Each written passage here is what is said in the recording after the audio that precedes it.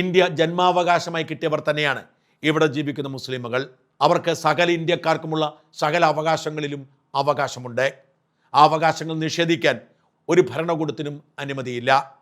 ഒരവകാശവും യഥാർത്ഥത്തിൽ നിഷേധിക്കപ്പെടുന്നില്ല എന്നതാണ് സത്യം. എന്നാൽ ചില വ്യക്തികളോ ചില ആൾക്കൂട്ടമോ മതത്തിൻ്റെ പേരിൽ മുസ്ലിമുകളെയോ മറ്റു ന്യൂനപക്ഷങ്ങളെയോ ആക്രമിക്കുന്നുണ്ടെങ്കിൽ, ഒറ്റപ്പെടുത്തുന്നുണ്ടെങ്കിൽ അതിനെ പ്രതികരിക്കേണ്ടത് സകല ഹിന്ദുക്കൾക്കെതിരെയും ഹിന്ദു ഭരണകൂടത്തിനെതിരെയും ശബ്ദമുയർത്തിക്കണ്ടല്ല. അത്തരം ക്രിമിനലുകളെ നിയമത്തിന് മുൻപിൽ കൊണ്ടുവരാൻ ഭരണകൂടത്തോട് സഹകരിച്ചുകൊണ്ടാണ്.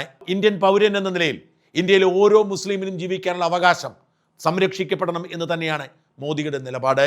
അതിന് വേണ്ടത് പരസ്പര സൗഹൃദവും സഹകരണവുമാണ്.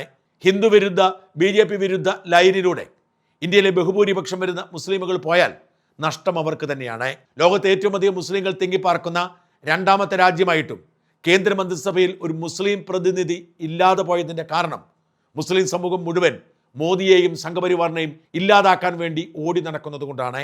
സഹകരിക്കുക, ഭരണത്തിൻ്റെയും അധികാരത്തിൻ്റെയും ഭാഗമാവുക, അവകാശം ചോദിച്ചു വാങ്ങുക. ഈ ലൈനാണ് ഇന്ത്യയിലെ മുസ്ലിമുകൾക്ക് രക്ഷയൊരുക്കുന്നത്. അതാണ് കാന്തപുരം ചെയ്തത്.